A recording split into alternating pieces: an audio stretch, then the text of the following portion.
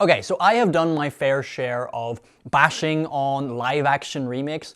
I don't have any inherent problem with them as a thing. Actually, I kind of like the idea of seeing stories reinterpreted in a different way. But for the most part, they've been bad. They feel redundant. They feel like they're just doing the same thing you've already seen, but worse. And so when a How to Train Your Dragon remake was announced, I just wasn't that excited about it. And you know that these movies are made not because it's someone's passion project or that they have some new great take on the material.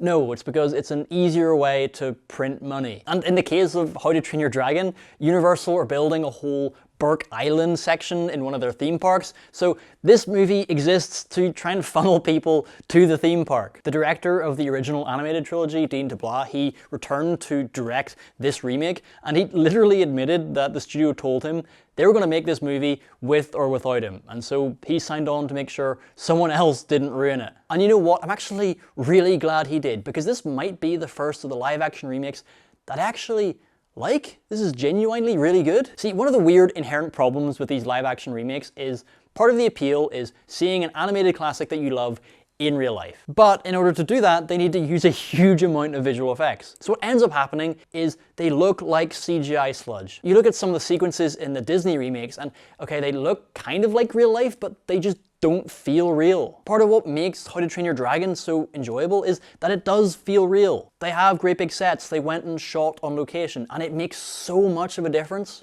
Now, obviously, visual effects are still a huge part of this movie, especially with the dragons. And I think one of the advantages this movie has with the dragons is they don't talk. I think sometimes talking CGI characters in live action movies can fall into that uncanny valley territory, but all the animated characters in this movie feel really natural in the world. This movie actually does what it's supposed to do as a live action remake in feeling like a real place. And that really comes across with some of the actors as well. I hate the implication that somehow live action is a better medium than animation or that you can't have like fantastic performances in animation. But with that said, part of what I love about cinema is just seeing two actors perform together on screen. And part of the big hurdle for this film is, could it even live up to those scenes in the animated version? Could a live action version capture that magic? But Mason Thames' Hiccup is just absolutely phenomenal. I actually think the role of Hiccup would be a lot harder to play than a lot of people would give it credit for. He looks older, but he has to play it sort of younger, and it's obviously a little bit theatrical as well. But I was genuinely really blown away by his performance in this scene, and I really think he's going to go far, because every time he's on screen with Gerard Butler, it is just magic. It's one of those roles where if they had cast the wrong person, it could have torpedoed the whole movie, but it ends up being one of the best parts about it. Now, they do not change very much about the movie. It is, in a lot of ways, a shot-for-shot remake. And there would have been a point in time where I would have been really critical of that. Like, of course it's good, you copied the blueprint exactly. But as we've seen time and time again with these live-action remakes, they can recreate the story, they can recreate the world, but very few of them are able to recreate the magic. How to Train Your Dragon is the one that does. Part of that is just knowing what works. They brought back John Powell, the composer of the original movies.